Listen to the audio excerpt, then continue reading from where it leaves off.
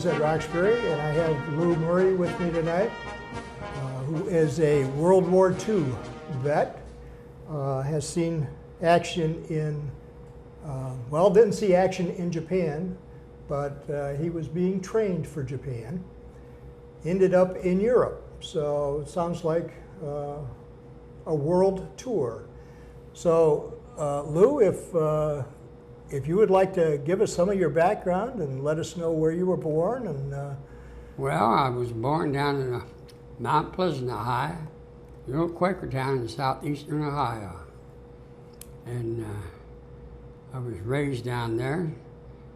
I went to McMaster High School, and of course, I was drafted out of high school. So you didn't finish high school before? No, I had a cleft palate when I was born, and I had trouble speaking and hearing. And when I was 5 years old, a couple of country doctors, Dr. Bone was one of them, Dr. Maskery, they operated on me when I was 5. They grafted skin off of my jaws and put up on the roof of my mouth. And it healed, but there's still a little hole up there. I can take that glass of water and squirt it right out my nose. Well, I had trouble learning to speak. Hearing was bad, and I could take a glass of water and just squirt it right out. That was a funny thing. People thought that was really great, you know. But people had a hard time understanding me. I couldn't pronounce the letter S. Try leaving that out of your vocabulary. It's kind of hard. Good. Now, the kids that grew up with me, my family and all, they could understand me. But the other ones, you know, they start, yeah, can't you talk? And of course, then I didn't put up with it. I went to fight, but the older boys, I do nothing about that, but that's what kept me back. So how long were you kept back? Well, it kept me back a year in the third grade, because I was having so much trouble. Then I went on to the fourth grade, had a wonderful teacher, just an absolutely wonderful teacher. And I overcame a lot of my deficiencies. And I met her years later when she's old and gray, and she says to me, Lou, you were one of my greatest challenges I ever had as a young teacher. I really was in love with her. But anyway, I was drafted. I was going to say, so that didn't take you, they didn't keep you out of the service for that? No, I was drafted in January, and I said to the draft board, would it be possible if we let me finish my junior year and I could go in June? And they said, they'll do that. Now you're talking junior year of high school. Right. And so I went, they drafted me, it was in June, 1st of June, and I was going through the induction line, and this doctor took a look in the roof of my mouth, and he kept looking up there, and finally went and got another doctor, and he looked up there. It wasn't long, there was 4 or 5 of them. I said, boy, they ain't going to take this old country, boy. That Crip Powell's going to keep me out of the Army. This one doctor's eye, and I don't think that'll bother him. He'll make a good dog face. So I ended up in the infantry. Well, so you went in after the war had been. Well, actually, the war ended in March in Europe, so I missed that part of it. But we were training for the invasion of Japan, and I remember one of the sergeants telling me, drilling me, saying, you better learn how to use this flamethrower, soldier, because we're going to be using it a lot. Because them Japs are tenacious, and we have to burn them out of them holes. Well, along came the atomic bomb in August. Saved my butt because they changed my orders. We no longer, because the sergeant told us we were preparing for the invasion of Japan. And you think of the thousands of lives that were saved, unfortunately because of that bomb, but Yeah, I had a brother-in-law with Patton's third. Judge White, he's a well-known judge here now. And he served at Patton's third, and they had them on the way to Japan. But when the bomb went off, they turned around and come back. But that bomb, to me, was a terrible thing, but it saved a lot of American lives, and it saved a lot of Japanese lives. So you were being trained for Japan, and Japan, they signed the surrender. Right. So where did you go from there? I went to Europe. And what we were doing was replacing these soldiers that come up through North Africa, Sicily, Anzio. We ended up in the Tarvisio, the little town in northern Italy, near the Yugoslav border, near Eugenie, where at that time Yugoslavia, what was the name of that? Tito. Tito was on the other side of the mountain, all with about 17 divisions. And we didn't have nothing but a part of a regiment. And we had outposts. One of my posts was I was mounted right across the road. I could see Yugoslavia across the street over the hill. And all I had was a 50 caliber machine gun sitting up there. I had a phone though that I could call when troops were coming. Yeah. But by the time they got there, though. What I was supposed to do, I don't know, other than to mow down a few. But we lost a few things. They were kind of, it was kind of tough. We were losing soldiers that were being posted after they would take us, a jeep or load of us or a truckload of us and set us off at our station. Different posts. And we were getting picked off. Wow. But but it ended up was nothing, and war was over.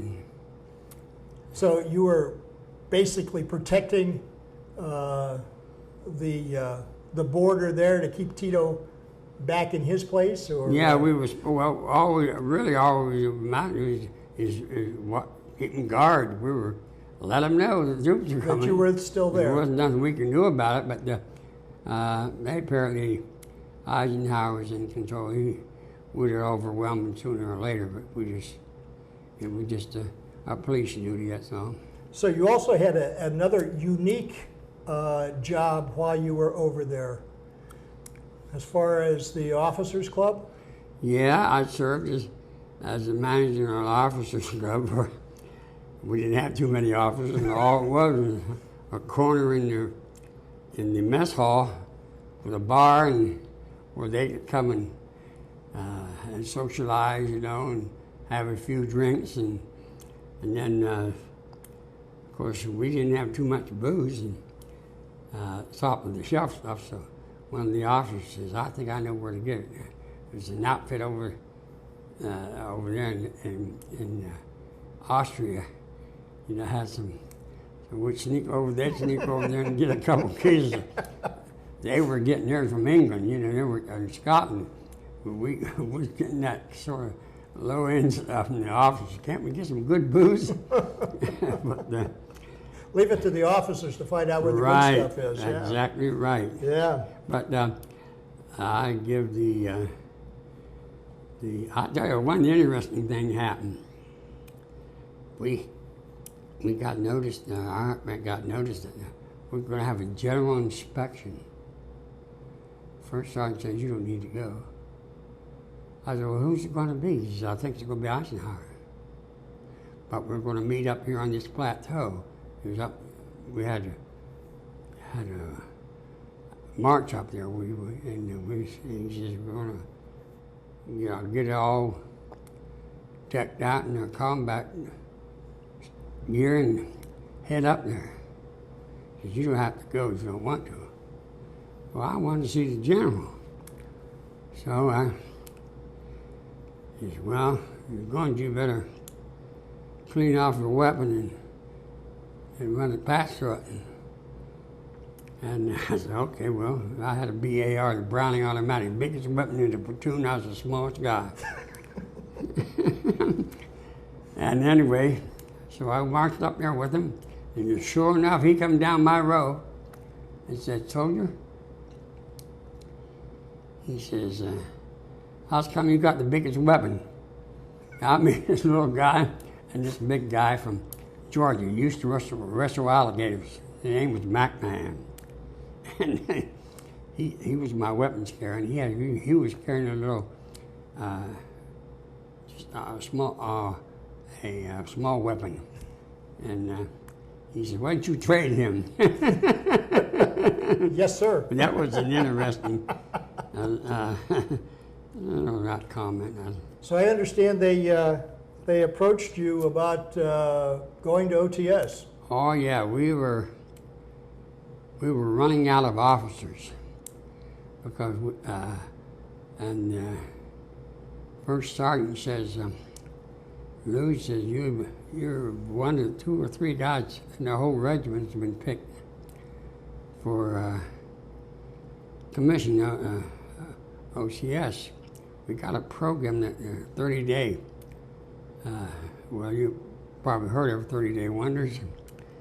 You get your commission, and you'll be a second lieutenant. I kind of like that as an old country boy, never mountain hill of beans. I thought it would be good to go home with a bar on my shoulder. He says, "But yeah, we need you to sign up for 3 years." Now, I was getting ready to go home anyway. My time was getting close. And I said, I don't think I want to be an officer. I did have a couple of buddies, though, that signed up, but not for OCS, but they were just a regular, I didn't want to be a regular Army. Mm-hmm. Never came home. Yep. Ended up getting killed in Korea. That was a mean war. Yep. Yeah, it really was. Well, there's no war that's a good war. No. All of the wars are mean wars. But so you passed up that that commission. Oh yeah, passed it up. So when did you get out of the Army? When did they drum you out? I got out of the Army about January '47, and what'd you do? Then I finished high school. I went to High University. Okay. And while I was in high school, I took a mining course they offered, because we was in a mining district in southeastern Ohio, and Anaco was big, and they kind of sponsored that program. Kind of took me under their arm. So when school was over, they gave me a job in the coal mines. And they said, "Well, when you finish up IU, we want to send you to Colorado School of Mines." Well, my dad was a coal miner for 50 years. And I told him about it. He wasn't thrilled, because he'd spent his life, and he just wanted to make sure I didn't hang around those mines and stay out of those mines. Yep. But I did. I worked in the mines, and they put me at all the jobs to teach me and give me the experience. And then my next summer, I spent with the mining engineers, and of course I was majoring in engineering, and with a surveying crew. So I learned more of that crew. We would work 2 or 3 days on the surface and surveying those hills down in southeastern Ohio. And then we worked a couple of days inside the mine driving entries, telling them where to go. And I remember one time, it was just a matter of luck. We surveyed it, and I was talking to the foreman. I said, "Now we're going to be drilling a shaft, air shaft." But they needed an air shaft, so we spotted one of them, and this fellow come through right here. I marked the roof of the coal mine and the entry. Well, and of course the foreman said, "I heard that. They're always going to come through here, and it's a mile away. It's 8 or 10 feet off you." But anyway, it came through within a foot of that mark. Is that right? And that foreman thought I was some kind of magician. He said, "You want to know anything, you ask Lou." That was a stroke of luck. Well, you know how those there wasn't very deep drill, maybe 90, 100 feet. But they drift off easy, you know. And it was smoking up, but they thought I was a genius. You know, So did you stay in the mines? No. I was going. I dropped out one summer to go to work and make some money so I could continue on. Now the GI Bill was the best thing that ever happened to me. And when I went to high U, 3/4 of the men on campus were servicemen, going on the GI Bill. GI Bill. The GI Bill made doctors and lawyers and engineers out of old country boys, and then were never seen at college. And so I went, and I fully intended to go ahead and finish at OU and then go on to Colorado School of Mines. But I dropped out one semester to make a little extra money in the coal mine, and decided to, you know, I'll work a semester and then go back to school. Well, I was going with my wife at the time. She went to Cleveland. She says, "You want to go with me? I'll stay with my brother. You can get a room up there." And I thought, well, it's a bad idea. I asked my dad, "What do you think?" He says, "Lou, that's the best news I ever heard. I wanted you away from these mines, you know, because the ranger's going to get hooked. Now, I've been in for 50 years, and I know what it's about." Yeah. Yeah, he had probably seen some things down there that... Well, you know, he was a devout Christian. He was raised in a Quaker church. I asked him one time, "What's the greatest thing you think you ever done in your life? The most rewarding?" He says, "Lou, when I was going to, I was teaching Sunday school, and I was coaching a baseball team. Back in those days, every little town had a baseball team. And this one was sponsored by the Quaker Church." And he said, the main thing that they had to do to qualify to be on this team was to attend the church. And of course, these were old people from the old country, you know, the Italians and the Polish and so forth. And so that's what they did. And he said, it really was a rewarding thing in teaching them about Christ and the cross. And he said that was really rewarding. And he said he had, years later, these people were grown old and they come up to my father, because a lot of them couldn't speak English. They helped them sign up for whatever, you know, and they just dearly loved him. They loved what he'd done for their children. Okay. So I'm gonna stop you there. You didn't go into the mines. Where did you end up? Well, I ended up when I was in Cleveland. I signed up for unemployment, and they said, "Well, what kind of job can you do?" I said, "Well, I'm a field engineer." That's what, of course, that was my last job. I was working as a field engineer for Hannah Coal. And so, okay. So next day, I got a call. I was surprised. United Engineers needed a field engineer. They were building a powerhouse for Republic Steel.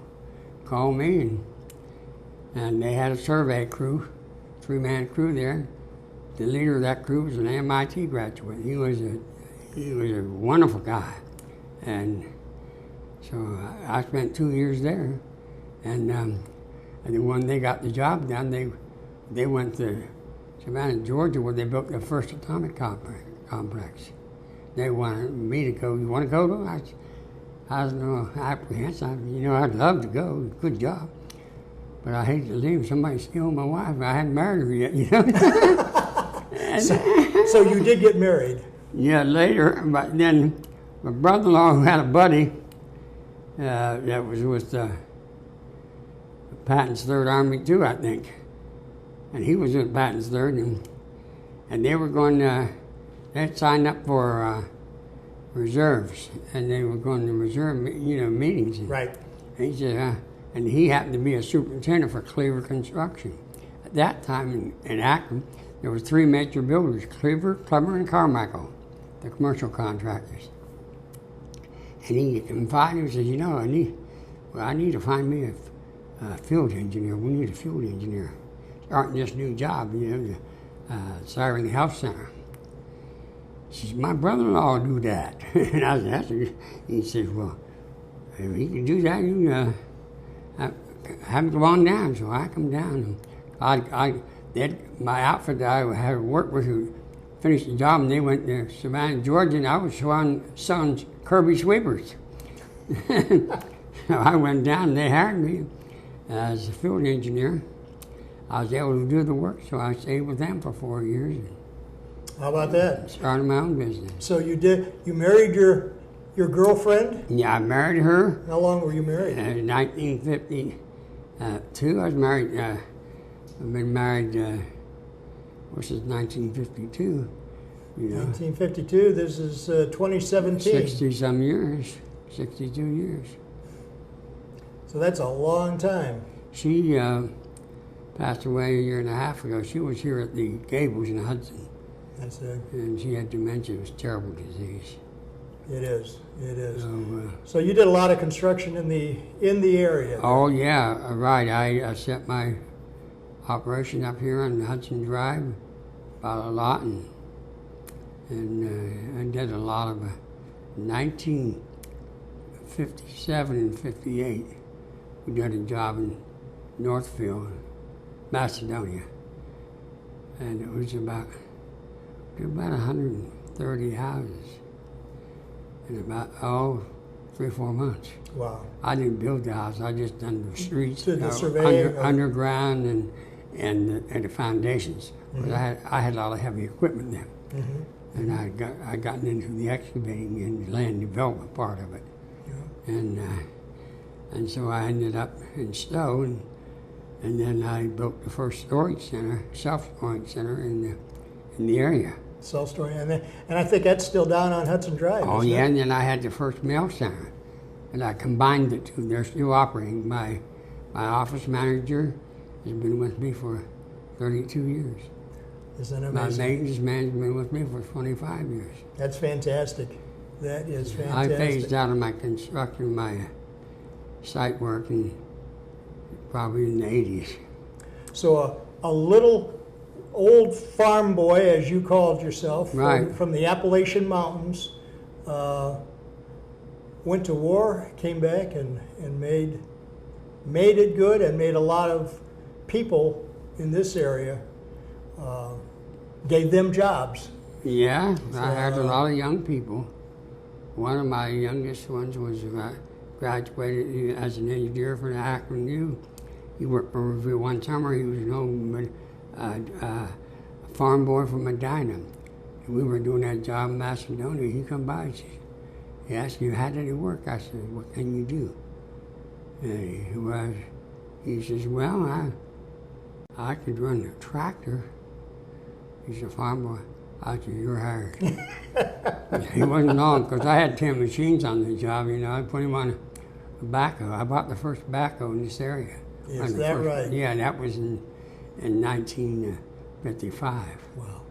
Wow. And that's when they first come out. They weren't, and they thought they made fun of it because the big boys said, oh yeah, Lou, he got in the excavating business. He got himself a backhoe. Hey, Lou made good. And it turns out the backhoe is one of the most versatile machines on the market today. That's fantastic. Well, Lou, I am so glad that I was able to sit here and interview you.